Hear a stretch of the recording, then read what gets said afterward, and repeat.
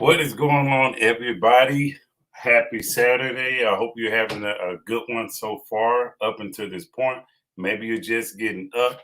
You got your favorite beverage in your cup, whether it be coffee, whether it be alcoholic, whatever it is you do on Saturday mornings. Hopefully you have that.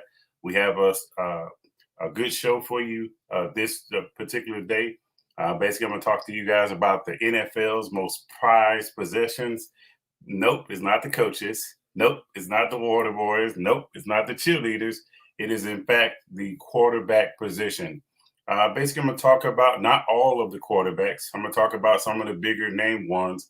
I'm not going to spend an hour talking about Mitch Trubisky or Mike Glennons or anybody like any type of quarterbacks that are backups. I'll talk about some of the ones that Jameis Winston, Aaron Rodgers, the Wilsons, and so forth. All right, so before we get started, if you haven't already, make sure you hit the like or subscribe button to my channel. Basically, this is going to help me grow. That way I can reach a lot more people, and I can just kind of spin you guys' wheels when it comes down to different perspectives of what I think will happen and so forth and so on.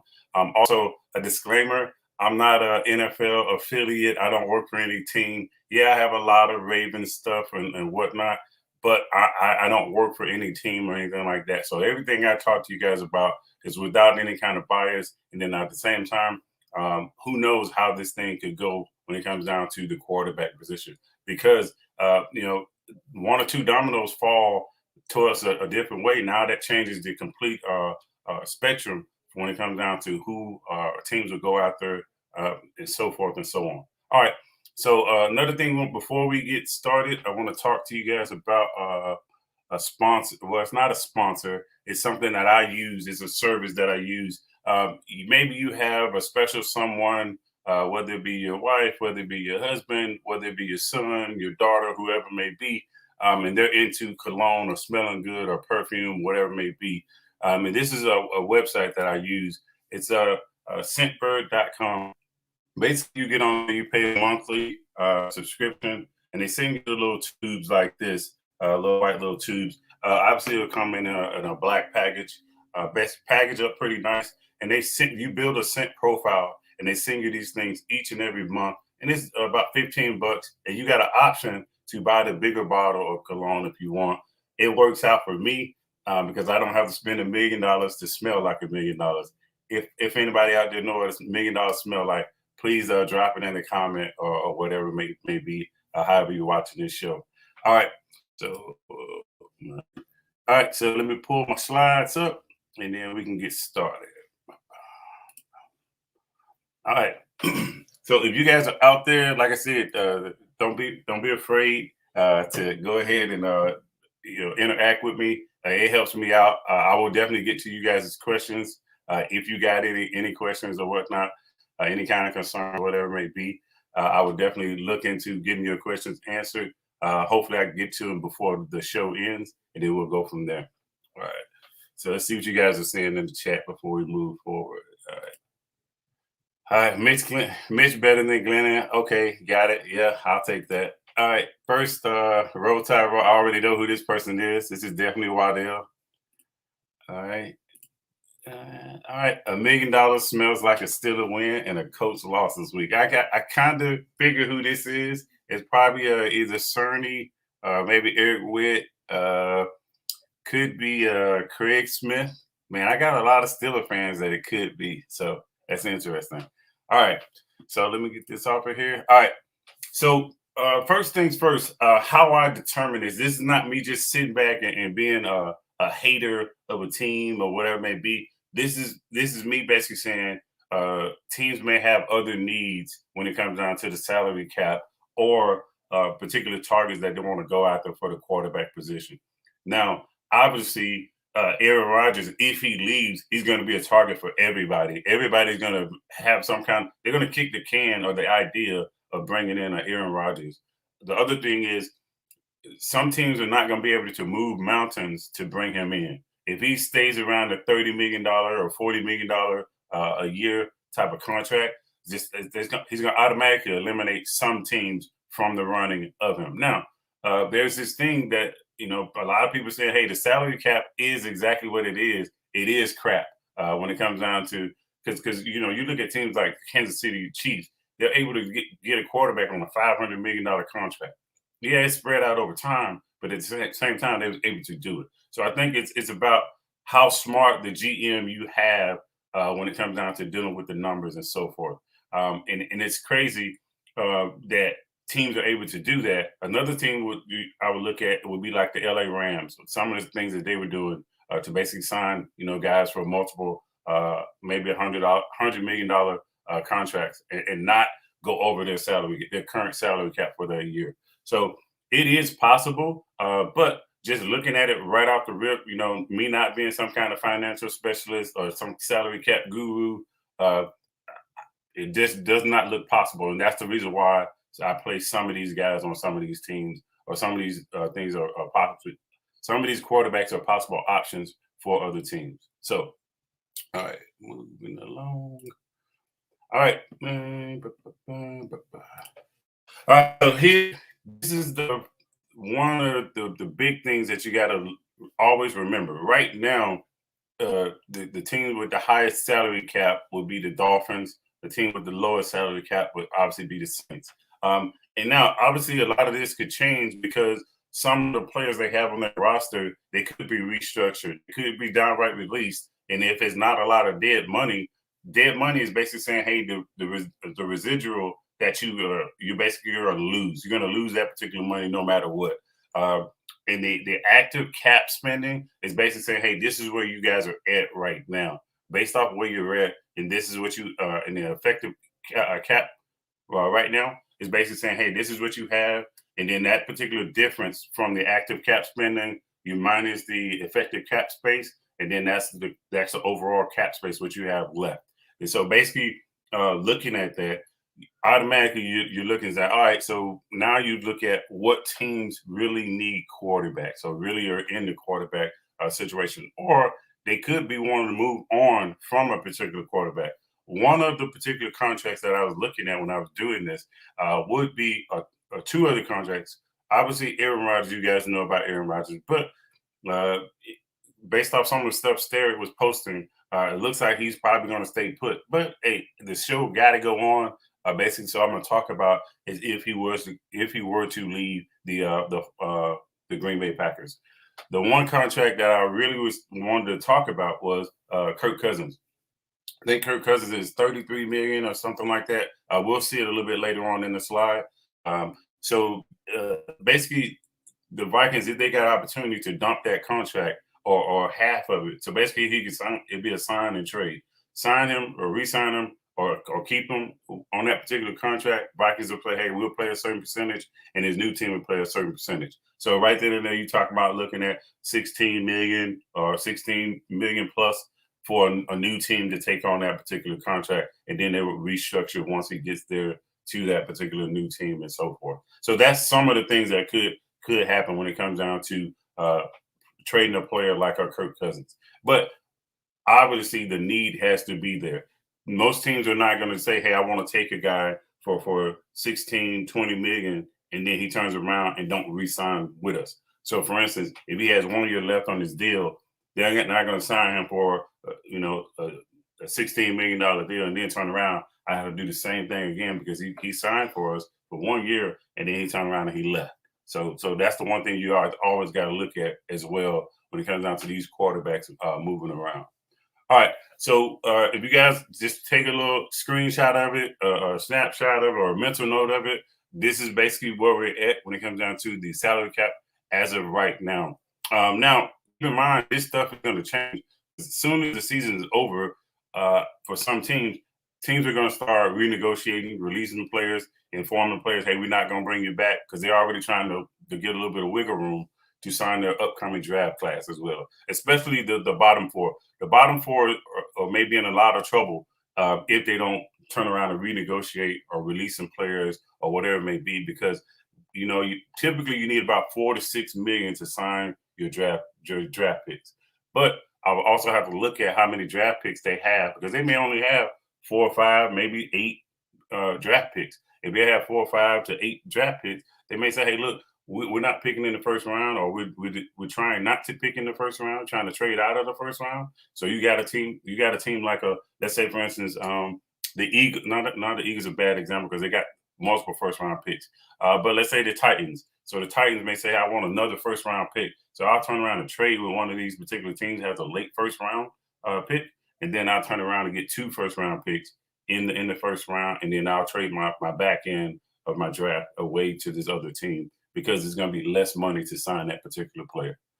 All right. So first one, it is Big Ben. And Cerny, I know you're watching.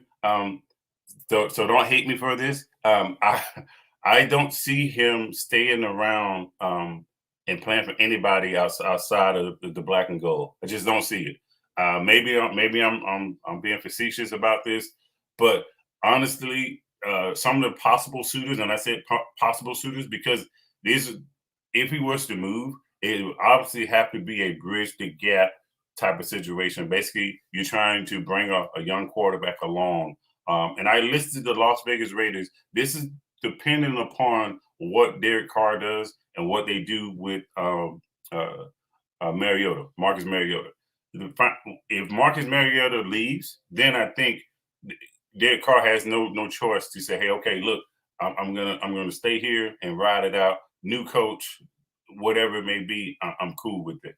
The other situation, the New York Jets, I could see him turning over if he says, hey, you know what, I just want to see if it's possible to do it elsewhere. But I think it's highly unlikely that he would do it. However, if he does do it, it's a $10 million contract, unless the Steelers are going to downright release him. That's the other thing, too. I don't see the Steelers just downright releasing him if he says, I want to continue out my particular contract. I think if worst case scenario, he'll stay on the roster. Best case scenario, he would definitely retire.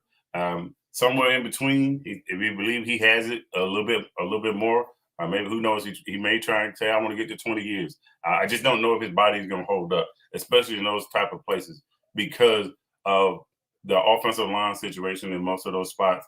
And then the other thing is him not being the long-term solution. And I just don't think he wants to go in and be somebody's bridge the gap. But who knows? He may get that itch to say, hey, you know what? Let's try it. Let's try my luck somewhere else, and we'll go from there. So, all right, next one is Russell Wilson. Russell Wilson is one of those peculiar situations. The reason why I say it's peculiar because most people out there are projecting Pete Carroll to be gone out of Seattle. Pete Carroll being gone out of Seattle, not knowing who not knowing who the coach is going to be, that's one of the things he probably could be waiting on.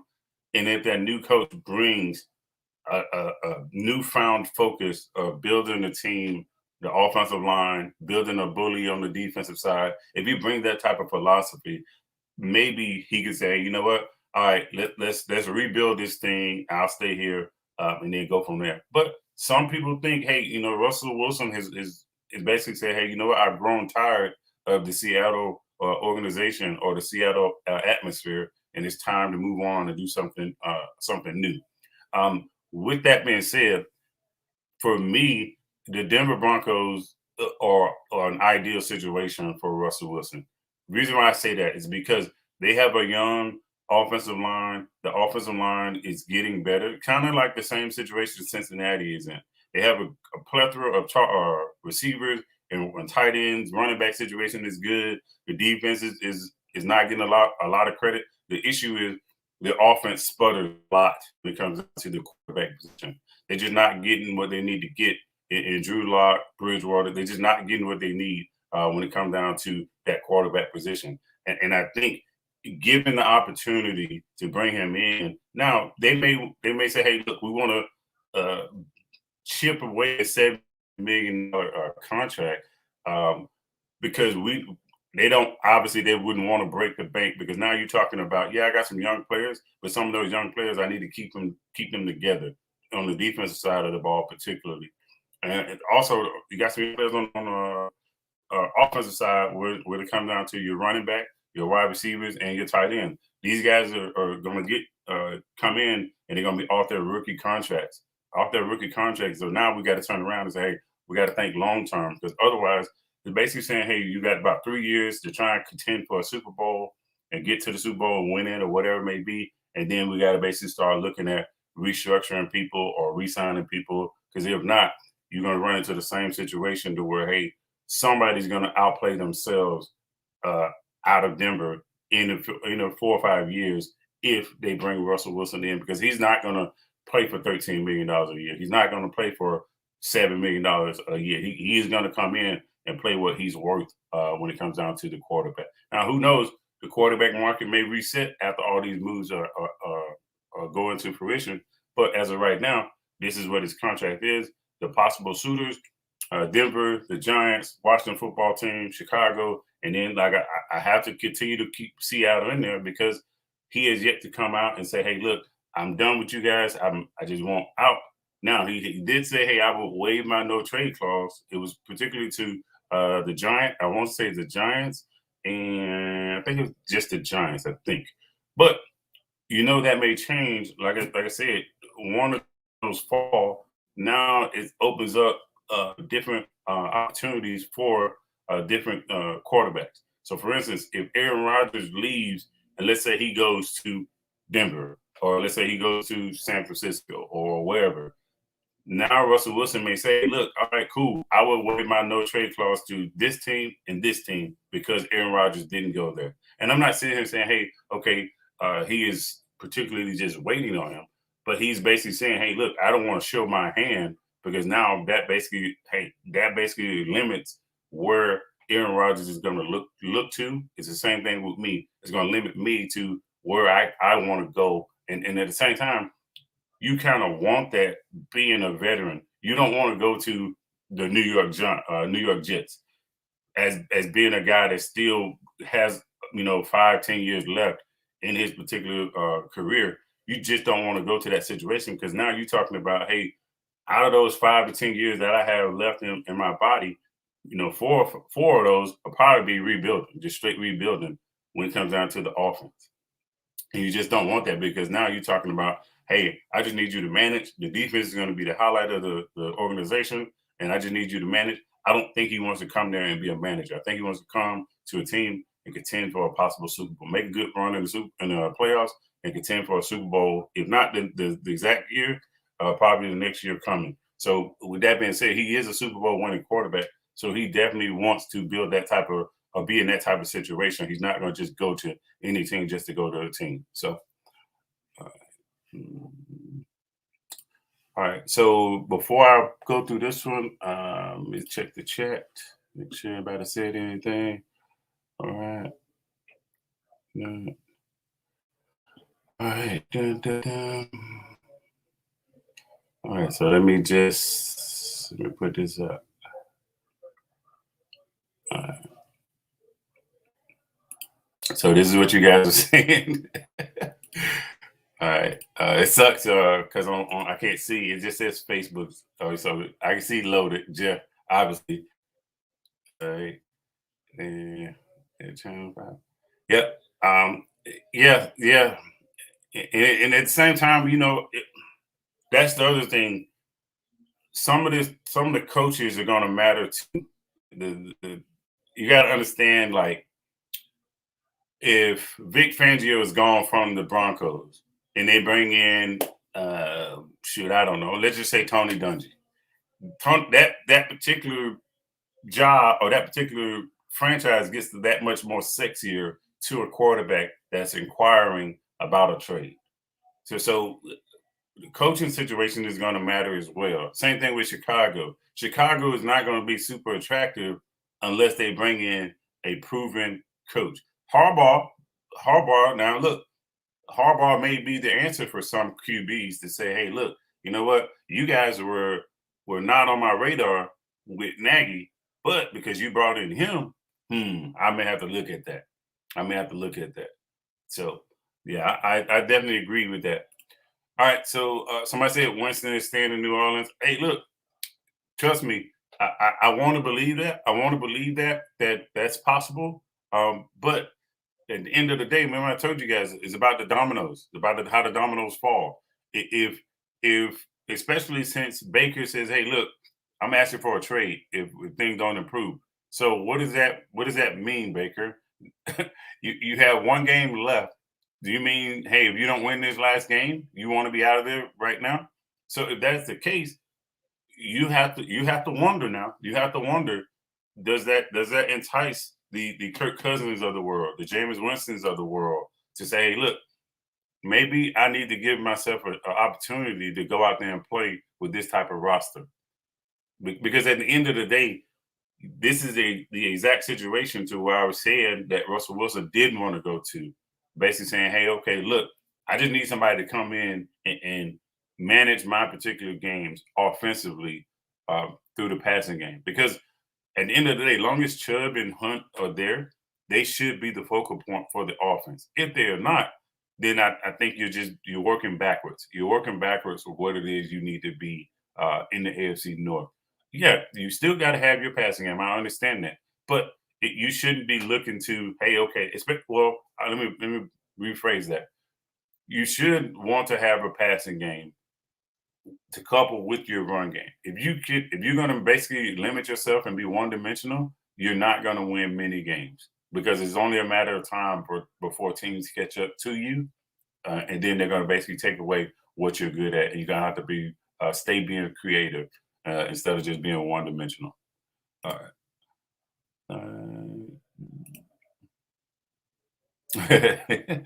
You guys are hilarious. All right, so the Bears have wow. So that's huge. So right then and there, the Bears don't have a first round pick. So maybe, hey, look, if we think Justin Fields is the guy, we probably don't want to get in the quarterback conversation. We probably don't want to get in the quarterback conversation. We say, hey, look, instead of quarterback, we probably need to go offensive lineman, build up that offensive line to where we can run the ball, and then we can turn around and use Justin Fields to supplement that run game. All right. So retirement. I imagine you're talking about Ben. All right, just worse than the Bears. Okay, cool. All right. What's up, big bro? Yep. I can't see who you are on what y'all. So yep, somebody was saying Winston staying there. Okay. All right. If you can rush 150 to 200 at a time, it's clock management first down pass. Yeah. I agree with that. I agree with that. Yeah. I'm imagining we're talking about the Bears O-line ASAP. Yes. If that is the case, I agree. I would definitely agree they need to go O-line if they're not going quarterback. All right. So moving along. Jameis Winston, his salary is team friendly for somebody to reach out and hey, look, it's only $5 million. If this is why I said it could be interesting. People are saying, hey, he's going to stay in New Orleans.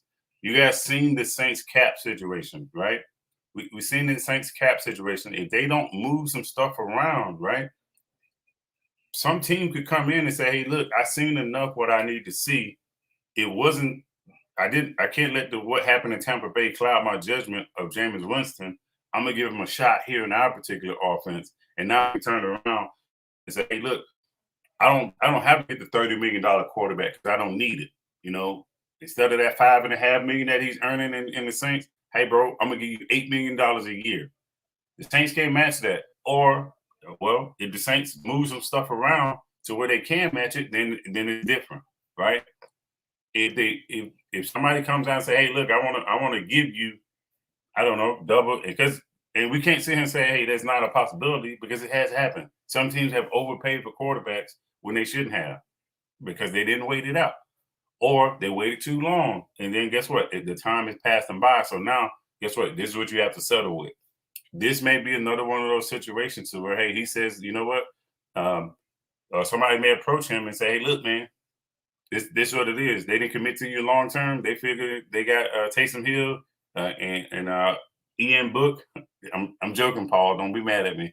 But if they think that what they have is going to be better than Winston, well, not even think that particular quarterback situation is better. They may not just have the money, may not have the money to pay him, or may not be willing to pay him upwards of $10 million a year. We just don't know. Just don't know. And for me, I don't know if Jameis Winston is going to be the long-term answer for what the Saints want to do. That's the other thing about it. Because right now, the Saints are struggling to find their way on offense. Not saying there's a lack of it. It's just no contingency, and they don't have a lot of chemistry together because Jameis got hurt. Once Jameis got hurt, you've seen the struggles when it comes down to the quarterback position, and it was just like no leadership when it comes down to making sure Alvin Kamara is getting his touches. He's still involved. Yeah, you went out, you brought Mark Ingram back and whatnot. That was a good juice for you guys on offense, but it slowly dwindled down. It dwindled down, which is fine because you can't expect him to come in and reignite this offense each and every game. Yeah, he can give you 1 or 2 games, maybe 3 or 4, something like that. But at the same time, you still got to be effective in the offensive world because if not, you know in that division you'll be passed by. Even the Falcons can turn it on scoring wise. The only team in that division that probably is not going to put up a lot of points week in and week out is the Carolina Panthers. It's the only team, but everybody else they can score points on you. And the Saints need to be able to do the same thing. Some of the possible Pittsburgh, the Jets, Bears, Cleveland, and Houston. All of these particular teams, and when I say this, I look at a Pittsburgh, I look at a Cleveland. These are ideal destinations for him. Reason why I say they're ideal for him because of that cap, that salary. That particular salary right there, to get a quarterback you believe that'll be serviceable for your offense, that'll be huge. That'll be huge because look, I don't need him to come in and get 400 yards a game. I don't need him to go and try and win the Super Bowl in week 1. I don't need that. I need him to come in and be efficient in my offense and move us up and down the field, make the throws when I call upon him to do so.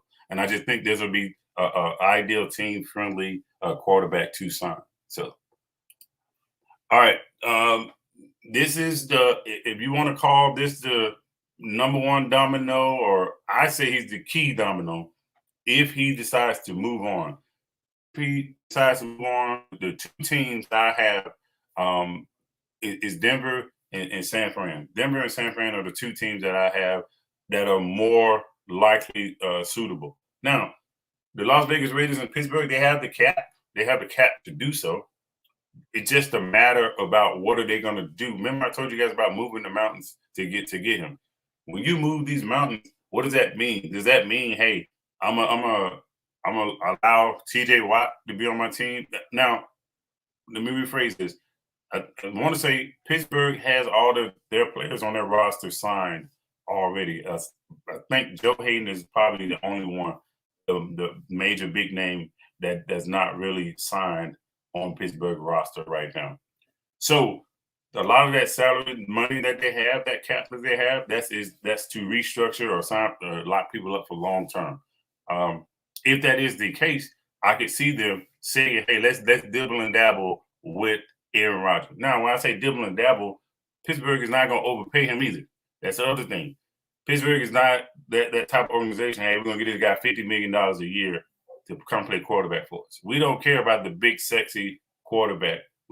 They care about, hey, we care about hey, I want the guy that's going to be serviceable. If he's worth $20 million, okay, that's our stopping point, though. We're not giving nobody $35, $40 million a year to come play quarterback for us. Because guess what? We're not going to rely on them.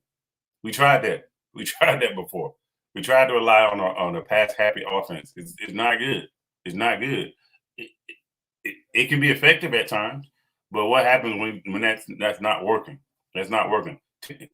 Another thing about it, teams don't have to pick you off in the passing game to be effective against you. They don't have to turn you over in the passing game to be effective. All they got to do is just, hey, be right there with your guy and be able to knock the ball down or make you throw the ball early or whatever it may be. Just affect you as a quarterback to be effective against your passing game.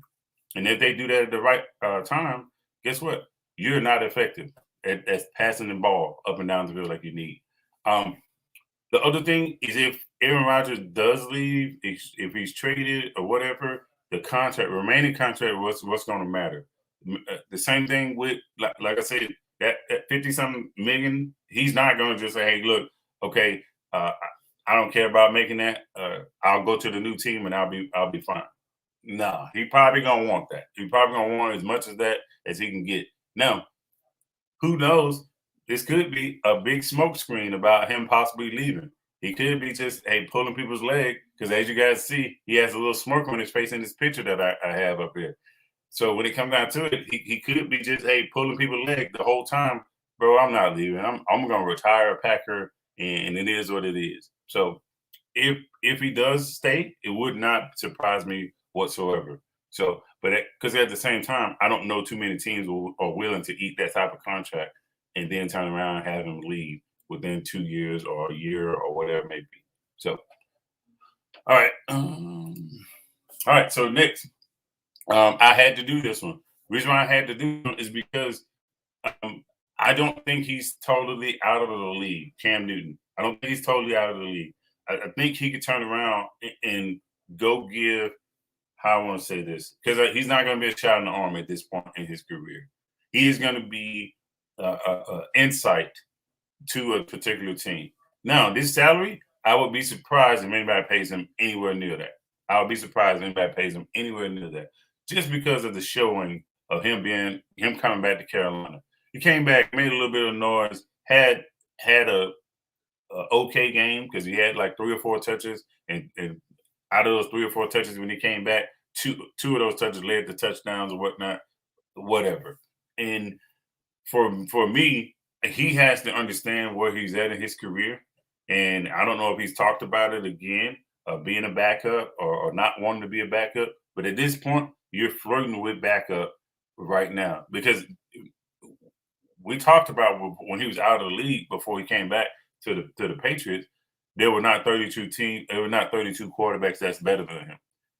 I would make an argument right now that it's getting close to that. It's getting close to that. You're probably crossed over the 20 quarterbacks are better than you at this point right now. And I don't know if it's mental. I don't know if it's lack of preparation. I don't know if it's lack of chemistry. I just don't know, because we were thinking, hey, he's back where he started.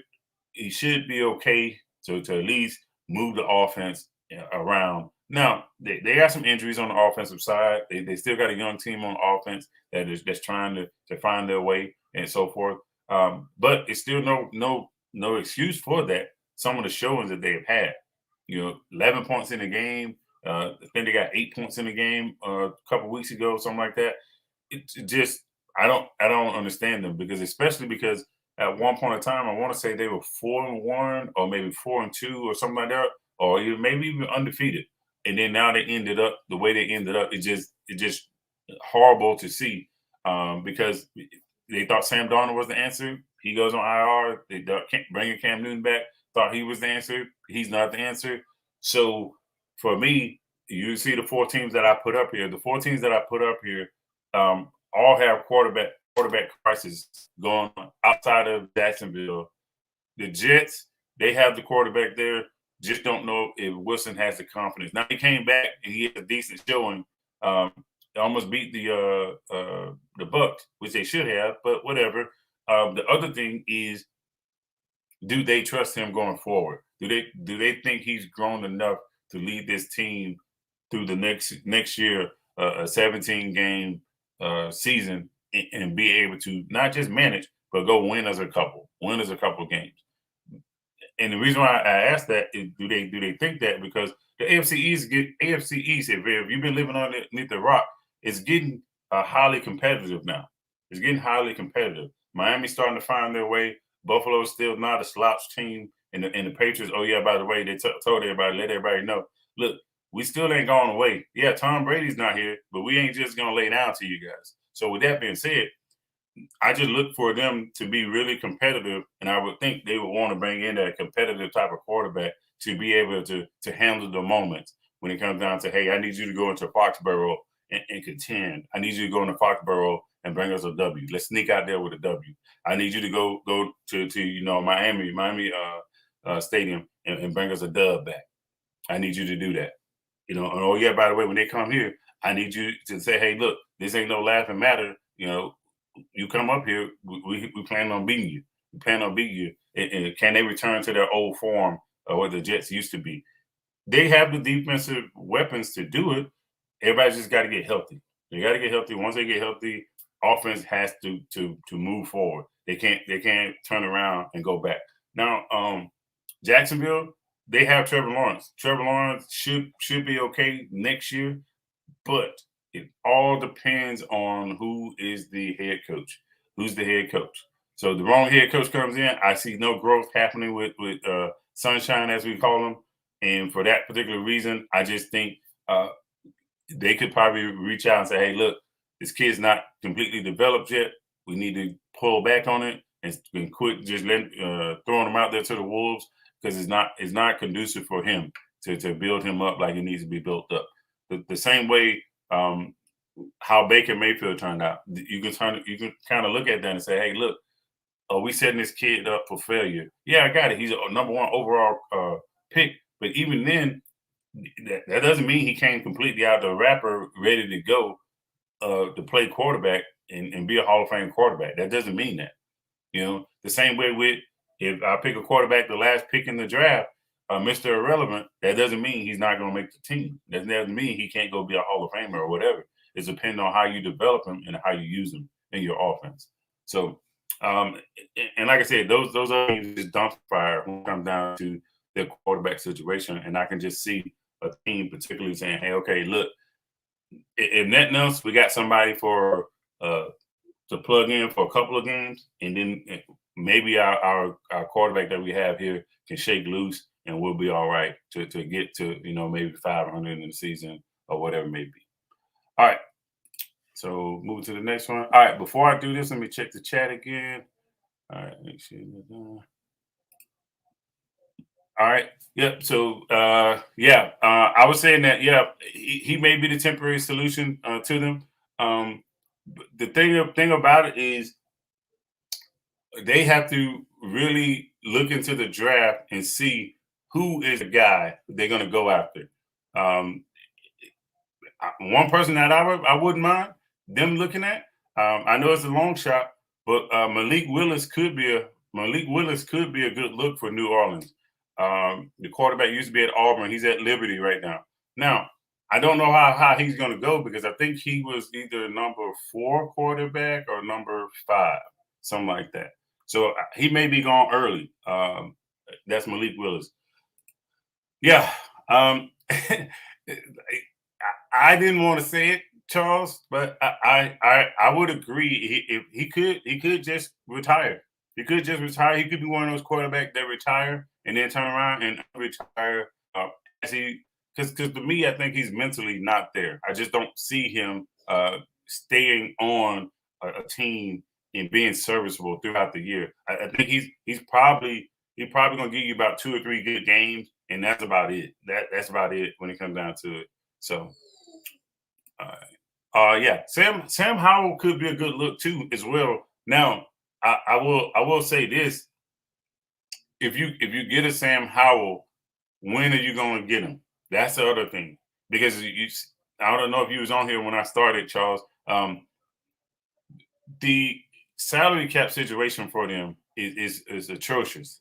They got to fix that before they talk about signing anybody, any big name quarterback.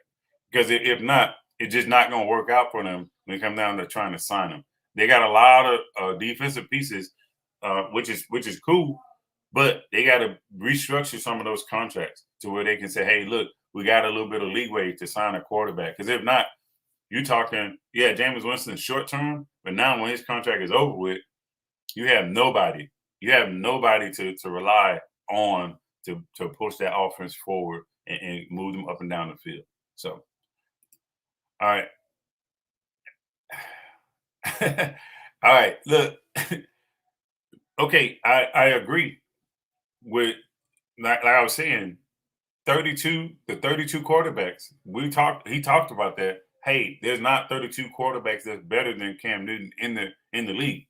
That's fine. That's fine to say that. I was saying that that number is more than half now than what it used to be. Used to be, I'll probably say, hey, it was probably no more than probably about 15. No more than about 15. Now it's probably 20. It's probably 20, probably 22, something like that are better than that's downright better than Cam. And the reason why I say that is because possibly it could just be straight mental.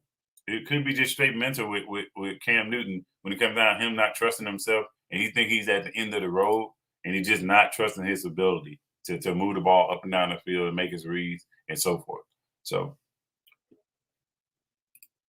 yeah, absolutely. I mean, if remember, I led the show saying the NFL's most prized possession is the quarterback, and what I mean by prize, hey, you have some prizes that you find out, hey, they're not worth a damn in the long run. For instance, the college football championship ring. You thinking, hey, this thing is 100% gold, solid gold, or whatever. Come to find out, it's fake. It's gold plated, and the rhinestone or the diamonds in there are rhinestones and cubic zirconium. They're not worth nothing in the end. So at the same time, the NFL likes to overpay for them. So if they're going to continue to overpay for them, absolutely take the money and roll. I'm not hating on them. It's not my money. All right. So moving along to the next quarterback. The next quarterback was Derek Carr. Derek Carr still under contract with the Las Vegas Raiders. However, depending on the new coaching situation with him, that could trigger a situation. If they re-sign Marcus Mariota, that could trigger a situation to where hey, maybe I don't want to stick around. Or if one of these particular teams come a calling, hey man, this is Washington football team. We want to bring you aboard this particular opportunity. Because at the end of the day, let's be real about it. This is the Damian Lillard type of situation. Hey man, are we ever gonna win a Super Bowl here in Las Vegas or here in the Raiders franchise? Probably not. Probably not, because there's still an argument. You're probably not even in the top half of your division. There's an argument. The Chargers are better. The Chiefs are better. And if Denver keeps pulling the way they're pulling, they might not even be in the top half. They may be the very last team in their division.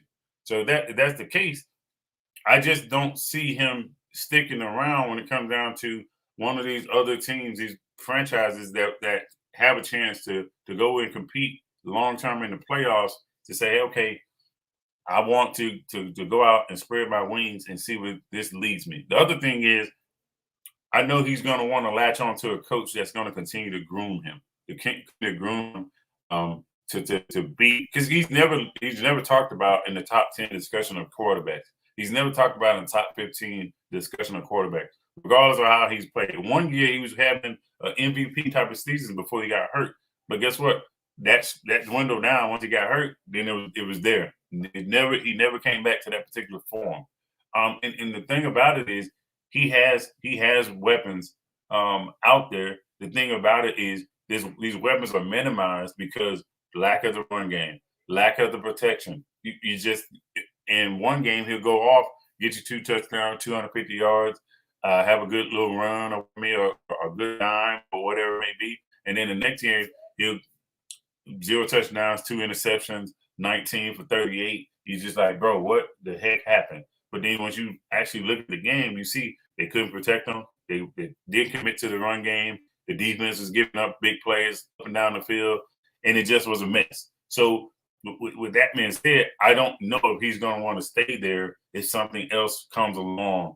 And the thing I was saying that's coming along is a fresh start for him to get away from the atmosphere of what the Raiders have going, and then move on and start over somewhere. And I picked Seattle for him to start over somewhere, because if Russell Wilson leaves, that opens up the opportunity to go somewhere and possibly grow. Now a lot of you guys probably saying, well, their offensive line sucks too. But remember, we're talking about if Russell Wilson leaves, right? That gives them opportunity to rebuild. If they get a coach, it's also dependent upon the coach. If they bring in a coach that's is known for rebuilding or known for being smart with quarterbacks and so forth, then I could see him turn around and say, "Let me spread my wings and move out and see where this takes me." Because like I said, if his ultimate goal is to be in the top 10 conversation for quarterbacks and possibly win the Super Bowl, I just don't see him doing it with the Las Vegas Raiders. Las Vegas Raiders had opportunity to do it a few years ago. I want to say they were like 9-2 or something crazy like that, and they ended up missing the playoffs. And then for me, that was another letdown. To the point to where I was just like, man, this sucks. Because I just knew, they were gonna come in and make a little bit of noise in the playoffs, and then come to find out, didn't even make it. So Seattle was my pick, but of course, remember I told you guys the Pittsburgh Steelers, they're not gonna overpay. Remember I told you I said it was about 20 million. This right here, depending on the negotiations, it could work out for the Pittsburgh Steelers to turn around and take this type of quarterback and say, hey, look, we need you to be methodical, man. We need you to be methodical. Can you move around in the pocket and move the ball up and down the field for us? And I just think he could do that with the type of receivers that Pittsburgh had. Same thing with Seattle, have the receivers that they have. Washington football team, a lot of their talent is untapped when it comes down to what they really can do. And part of that is because of the non-existent threat at the quarterback position. Taylor Heinicke, good at times, but pretty bad at times as well. Ryan Fitzpatrick, it's probably time to hey, man, we need to start thinking about retirement. Because, yeah, I got it. Fitzmagic is a thing, and it is real. But that's particularly, we haven't seen it. We haven't seen it this year. The guy that he's been injured. So it's a possibility. Other team, the Chicago Bears. The reason why I say the Chicago Bears is because, remember, I just talked about that untapped potential. If they don't commit to Justin Fields, saying, hey, this is the guy we want long term, or even if they do, we need somebody to help mold him, and that way the coach doesn't have to do it.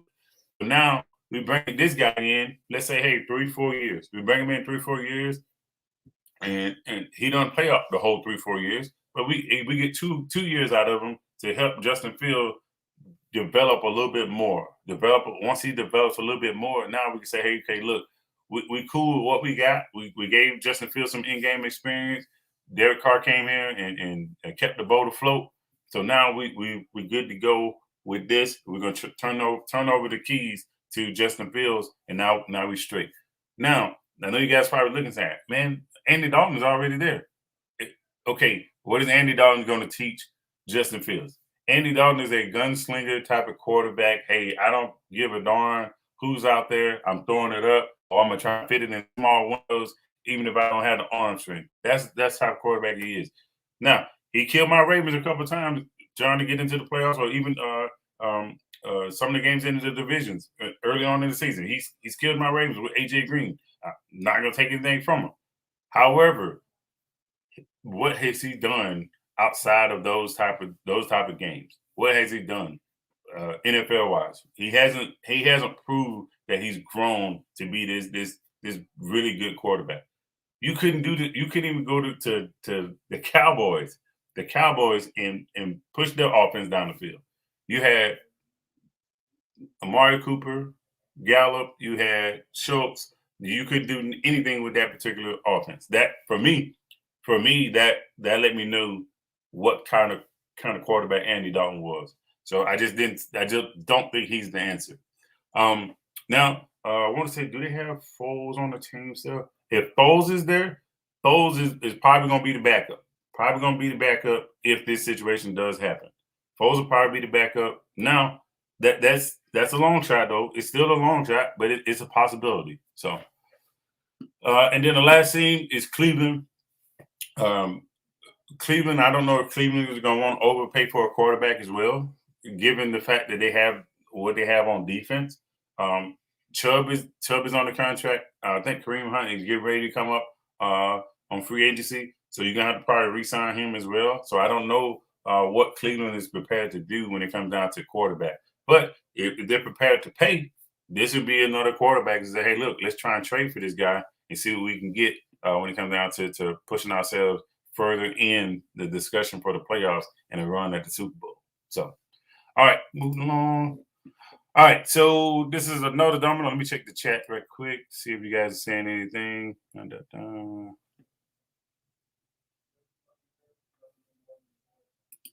All right, you guys are just clowning. All right, Walmart rings are special. Okay, call to the round. Hey, look, I put him. I put him as an opportunity. Put him as an opportunity. So if he comes up on the trade clause, it says, "Hey, look, I'm willing to be traded." You know, Cleveland can put that name in the hat. So, and then obviously, all this is dependent upon how things shake out. Some guys may stay, just like what Chuck was saying. Yeah, some guys may stay with the Raiders. Yeah, I mean, Derek Carr may stay with the Ravens. It a lot of this, what I'm putting out here, is basically saying, hey, these are some of the things that could happen. I wouldn't be surprised if they ended up. Uh, yep. All right, Fitzmagic gonna get that check. Yeah, absolutely. As long as they keep giving it to him, why would you not take it? All right. So Fields need a vet QB to help him. Yes, that's what I was saying, and I imagine this is tossing, and that's what I was saying. If you pair him with the right vet, and basically saying, hey, look, we win some games, and some games get out of control, some games are blowout games. Now you can give Field those type of garbage time type of minutes, and those garbage time type of minutes slowly but surely develop him, and then now he can turn around and say, hey, okay, look, I got some in-game experience against the team that we blew out. So now it's not as bad. It's not as big. It's not a lot of pressure on me to come out here and win each and every game I come in and play. And I just think he didn't get that. It was kind of like, hey, we just throwing you right into the fire. And then at the same time, we don't even know what the fire is intended to burn. You know, you just basically set stuff on fire and you don't even know what you're trying to burn up. So for me, I just think you can't do that with every quarterback. You can do that with some, not every last one of them. So, all right, yeah. Yeah, look, that's how he used to kill the Ravens. You know, just throw it up to AJ Green, and AJ Green, 6'8", and he would just jump up and catch the ball, and we lose the game on the last play or something crazy like that. All right. So moving along. All right. So this particular this is the one I really want to see where this ends up. Like, I really don't care too much about the Aaron Rodgers, Russell Wilson situation. I care about this particular situation because this guy has been given a raw deal when it comes down to, bro, you don't even know your status. You don't even know your status right now. And the team is basically paying this guy. I don't know if they paid him all of his salary. They're paying him something to stay away. He has not been convicted of anything. As far as I'm concerned, I don't even think he's charged with anything. It's just allegations. A lot of people put allegations out there. We don't even know what the situation is. I'll probably have to do a little bit more research, a little bit more digging to see if they filed some kind of civil suit or whatever it may be to see if he's gonna try and settle anything. I don't think he is because again, he's denied the allegations, and none of the lawyers or whatnot on either side have came out and said, hey, look, this is what we're going forward with. If your whole idea was to come up with these allegations to where he didn't play, kudos, you got what you wanted. But if he's accused of any kind of wrongdoing, then we need to move forward to where, hey, okay, we need to know if this guy is out of the league or he's in the league. If he's out of the league, okay, this is not even a discussion. But if he's in the league, a team that I think should go put in their hat for this guy is the Washington football team. Now, if he is downright, he could be downright released. If he's downright released, then I could see him basically saying, "Hey, look, I'll give my shot to somebody else Washington football team, Denver, those type of teams could be suitors if Aaron Rodgers doesn't leave, if Russell Wilson decides not to leave, if David Carr decides not to leave. This is the guy that they can kind of go after. Now, I will also ask what kind of football shape is he's still in. Is he still in football shape? Because he hadn't played the entire year. So with that being said, is he still ready to go? Is he still ready to go? Now, I would imagine if he's not ready to go, he's at least one thing, healthy. And if he's healthy, that can at least get him through the first part of the season, and then he can go from there. Now, the other thing is, if he is traded, what's going to be the demands from the Houston Texans trying to get this kid traded? I will tell you, if you're talking 3 first rounders for a guy that hadn't played all year, probably not going to work. I'm just being honest. They're going to probably have to eat that. They're probably going to have to eat that contract, which is fine. They designed to eat the contract. But for me, if you eat that type of contract for a guy that's not even happy with your franchise, that spells doom for you guys. That spells doom for the Texans. Because now we're talking about a disgruntled quarterback that you didn't even have to have him disgruntled. You decided to do what you were doing, which is fine, whatever. But now you have him on your roster, and oh yeah, by the way, he costing you upwards of $30 million a year. Not good. You don't want to pay somebody that's not going to affect your particular team roster when it comes down to, or not your team roster, but your team win and loss records, because they need him. They need this guy on the field to help them compete, to win games. If you don't have him on the field, but you're paying them, it just for me, that's a little murky. So for me, I say trade him for what you can possibly get. The biggest suitor in the trade situation would be the Washington football team. Washington football team, they are defensive minded. They don't need a lot of offensive firepower. If you can get a player and their first round pick, that would be probably good. And probably a fourth rounder or whatever. So now, you get 2 picks and a player, a defensive player from Washington, and call it good. Call it good. Send them to Washington. Let them. As a matter of fact, that could be a deal for all these teams on here. Fourth rounder, first rounder, and then a player. Now, obviously, that player, you're not going to trade away your bread and butter and your possible youth to this particular team to make them significantly better. Yeah, he's going to make you better, but at the same time, I'm not trading away the farm for the guy, because remember, he hadn't played in the whole entire year. So, all right, moving along. All right, so next quarterback would be Jimmy G. Remember I told you guys about, hey, quarterback stealing money. Not saying he's a lower end quarterback or whatever it may be, but at the same time, he's making $24 million. $24 million, and you're looking at some of the other quarterbacks, he's like, hey, wait a minute. That dude wins all the time. This dude doesn't win all the time. Matter of fact, some people make an argument that he's a overpaid journeyman. He's an overpaid journeyman. For me, a team that would be good, I look at a Chicago, I look at a Jets, I look at the Seattle Seahawks. Reason why I look at those teams, because for one, you're not going to overpay $40 million for him. The other thing is what he can bring to the table. The managing the games, not need to do too much. These teams either have offensive weapons that he can mesh with and be fine and be okay, or either they have a good defense to where, hey, as long as he don't turn the ball over, we will be in the fight with a lot of different games that we play. For me, this move doesn't happen though if he doesn't leave.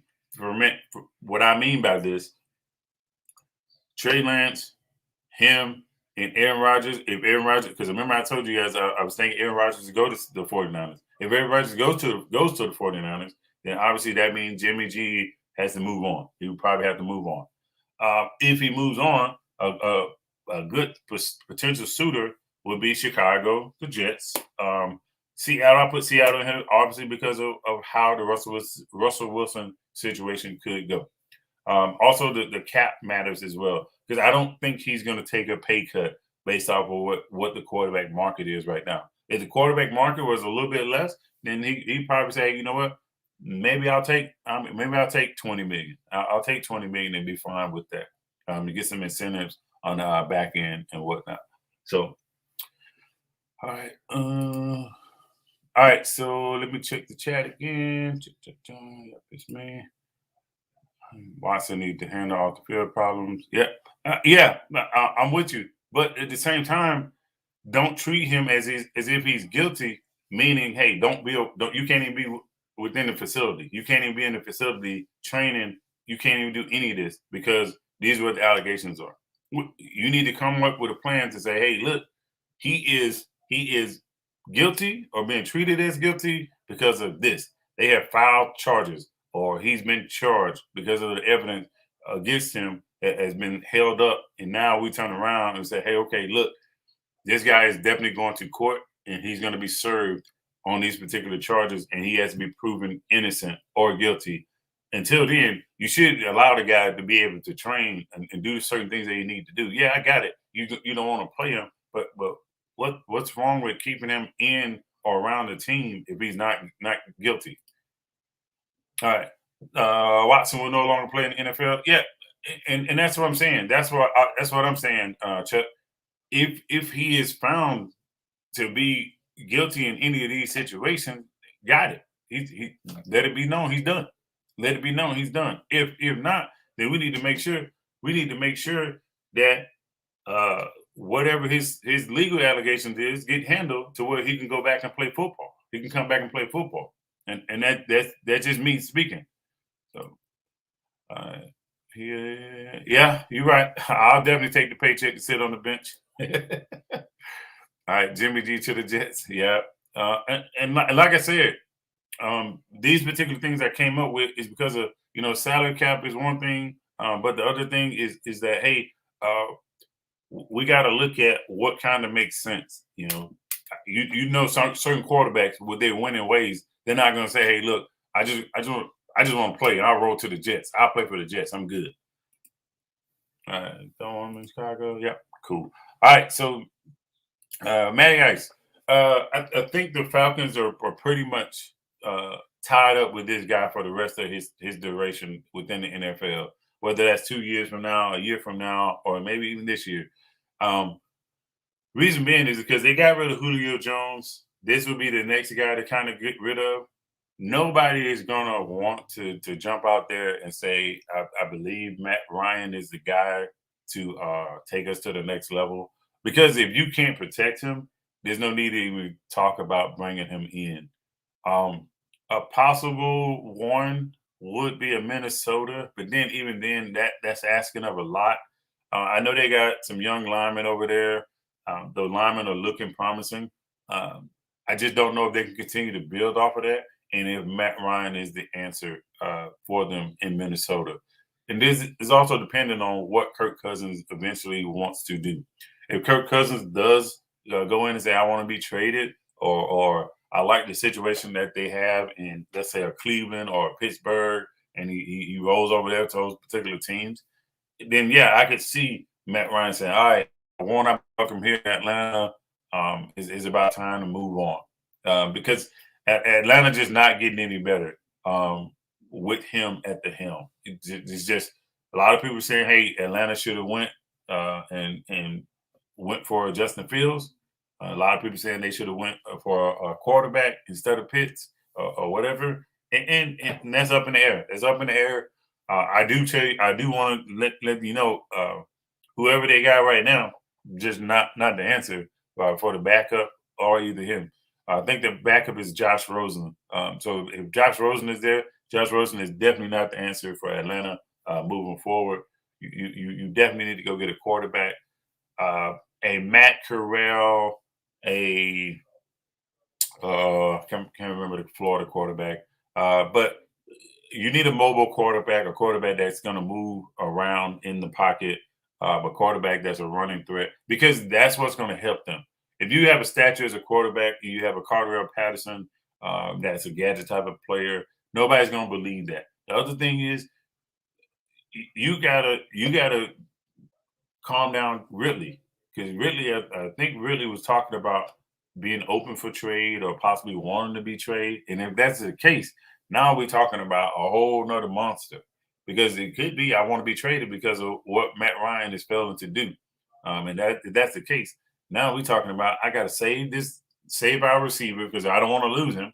Because if you lose him, you up doo-doo creek without a paddle. Just being honest. So you need to keep really in Atlanta as long as you can, especially if the defense is starting to turn around. Like for instance, with Marlon Davidson, AJ Terrell, and I can't remember the linebacker name, but they have a linebacker that's I think he's leading the league in tackles. Got 174, 179, something like that. So if that's the case, they have a good core on the defense. If they can keep them together and continue to build on that, they can turn around and be a little bit of a bully on defense. And then now the offense just got to turn around and do their part. So where they can get 25, 30 points a game.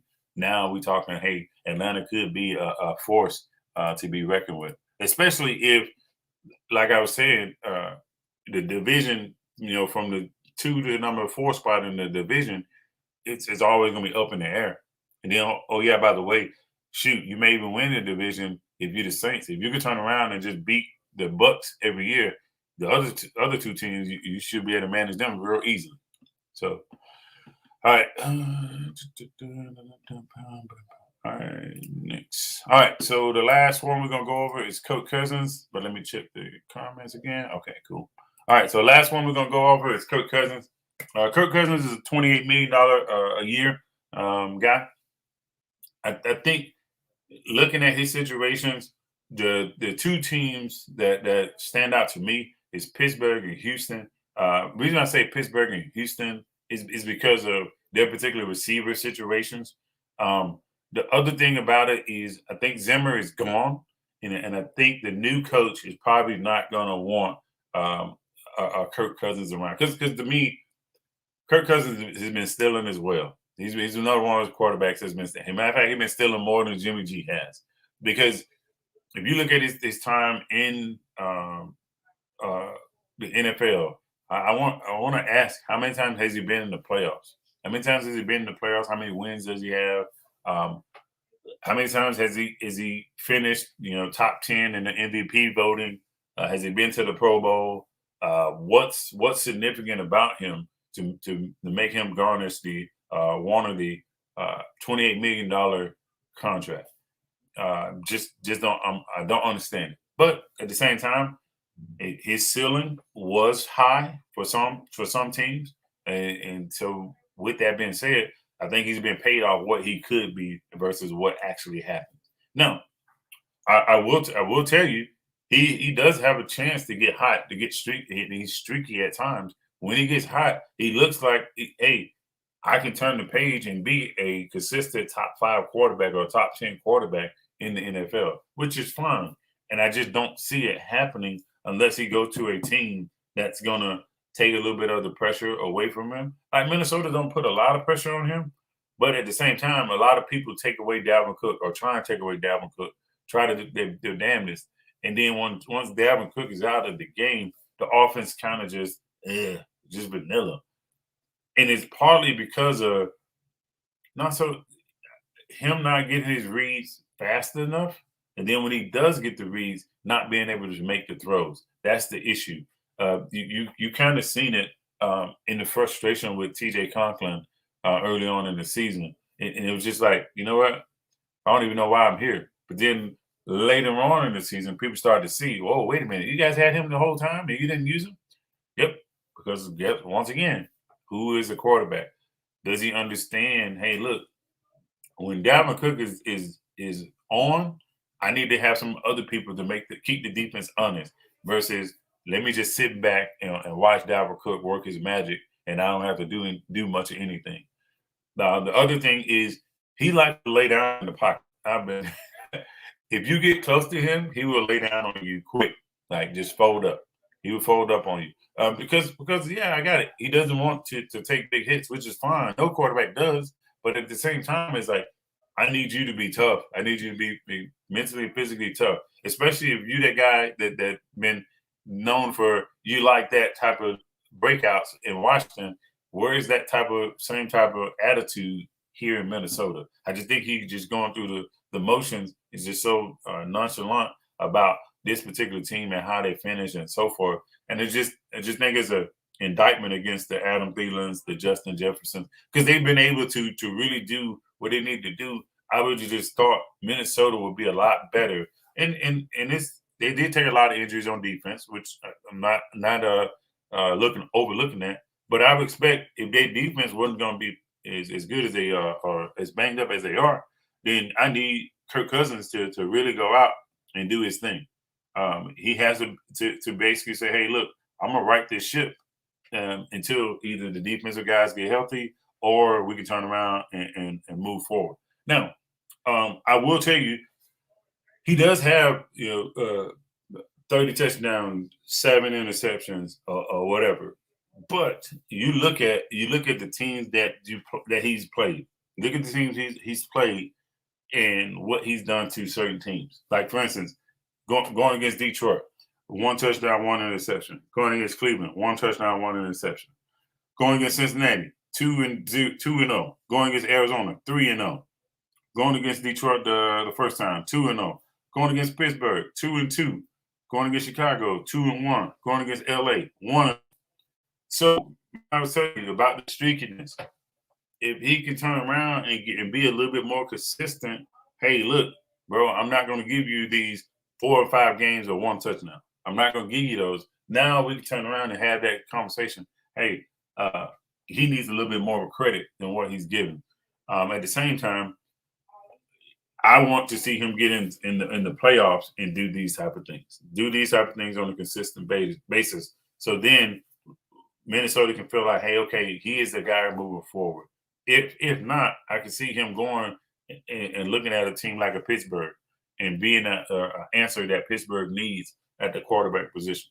Now, that number, that $28 million, it has to come down though. I don't see Pittsburgh paying him $28 million. I'll see them probably paying him 23, maybe 20, not 28. I don't see it.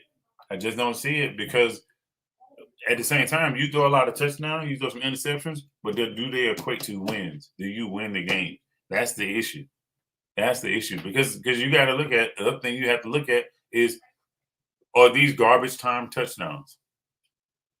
Are these garbage time touchdowns? That's the thing you have to look at. And if that is the case, those numbers are misleading. Those numbers are misleading. So, all right. So let me check the chat real quick. I'm with you, Charles. In fact, I regret it for him. I regret it for him, especially for how they signed him. I think they signed him for like $100 million contract. Signing for $100 million contract is just I don't get it. Kirk Cousins know how to survive. Yeah, I'm with you. I'm with you with that. And the crazy part about it is his 30-7 is not even noticed in the MVP voting for the league. That's just crazy to think about because guess what? Aaron Rodgers is around that same type of ordeal. But the difference is Aaron Rodgers has just a little bit less interceptions, but I think he has like 10 or 15 more touchdowns than him. Then the other thing about it is Aaron Rodgers' touchdowns and interceptions ratio equates to wins. They equate to wins. At the end of the day, you can't be close to the guy in stats and not win. Same thing with Kyler Murray. Same thing with Ryan Tannehill. All those type of quarterbacks that have those type of seasons. But then guess what? They don't equate to wins. So, all right. Let me see. All right. If you haven't already, make sure you smash the like button. Subscribe to the channel. Share this video with your friends. I will be doing these things each and every week from my YouTube. If you go on YouTube, please subscribe to my channel. Like I said, I'm going to cover the NFL. I'm going to cover some college stuff. We're going to talk about the NFL draft. I'm going to talk about particular top 10 in each position. Now, these are not Mel Kiper's, Todd McShay's top 10. These are my top 10 who I think is going to be should be an impact or should get a look to be drafted in the NFL. I don't use the whole PFF metrics. I look at what the player, what their motor is like, what they're able to do Can they do multiple things? Or they're not just a one-trick pony. I'm not going to go for the splash and pan, what Mel Kiper and Todd McShay likes to do. Oh, PFF rated them a 90, so they automatically a top 10 pick. No, that's not me. I'm going to do it by position. Top 10 linebackers that are not just the top 10 rated guys from Mel Kiper or Todd McShay. So what I do is I basically look at all the top guys for that particular position, and I go through and I watch each and every one of those guys' particular film, and then I come up with my top 10 list who I think would be worthy of a look in that particular position. And then I'll just bring it to you guys in 5 different videos or 5 different lives. Matter of fact, I won't make it 5. I'll probably break it up into 2 different ones. So it'll basically be quarterbacks, linebackers, wide receivers, tight ends, offensive linemen, running backs, and then probably a defensive back ones. So I basically tie them all together. I'll probably do like an offensive one and a defensive one, and we'll go from there. So until then, thank you guys again for all the support. And let me see. Cousins is a cancer. Yep. Okay. Hey, that whatever you say. Okay. Yeah. Hey, look, whatever cut I'm making, I'll be gladly. You know me. I don't have no issue reinvesting into whoever supports me. So it's fine. If I do make any kind of cut of it, whenever I do, if I do, I will definitely make sure I share the love back to the people that support me. So hey, thank you guys again for all that you guys do. Until then, I see you guys in the next one. Peace.